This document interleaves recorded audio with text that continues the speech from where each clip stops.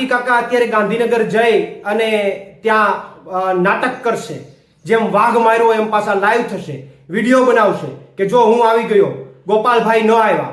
પણ કાંતિ કાકા, આખી ગુજરાતની જનતાને ખબર છે કે રાજીનામું આપવાની વાત તો તમે એકલાએ કરી છે.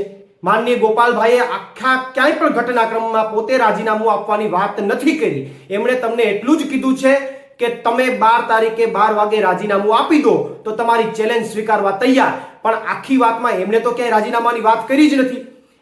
પણ તમને અત્યારે આ મુદ્દાઓથી ધ્યાન ભટકાવવા માટે તમે જે આખું ભાજપ નાટક કરી રહ્યા છો અને ત્યાં જઈને આગળ જે કંઈ પણ ચર્ચાઓ કરવાના છે. અને બીજી વાત કાંતિ કાકા, કે ગોપાલભાઈને તો હજી શપથ જ નથી લેવડાવ્યા, આખી ગુજરાતની જનતાને ખબર છે.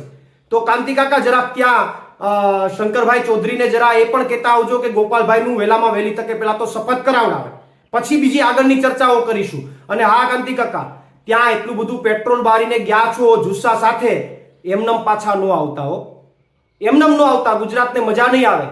રાજીનામું આપીને જ આવજો, કારણ કે તમે મરદ માણસ છો. એકવાર આગળ હાલી ગયા પછી ગાંધીનગરથી પાછું રિટર્ન મોરબી થાવ પાછા પગે, એ સારું નહીં લાગે.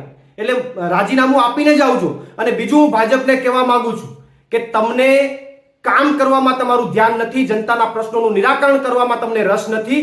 તમારે આવી રાજનીતિ કરીને લોકોનું ધ્યાન ભટકાવવામાં તમને રસ છે. અને હજુ પણ તમને ચેલેન્જ આપીએ છીએ કે તમારે રાજીનામા આપવા હોય તો આખી સરકાર રાજીનામું આપી દો, તમારા 161 ધારાસભ્યોને રાજીનામા અપાવી દો.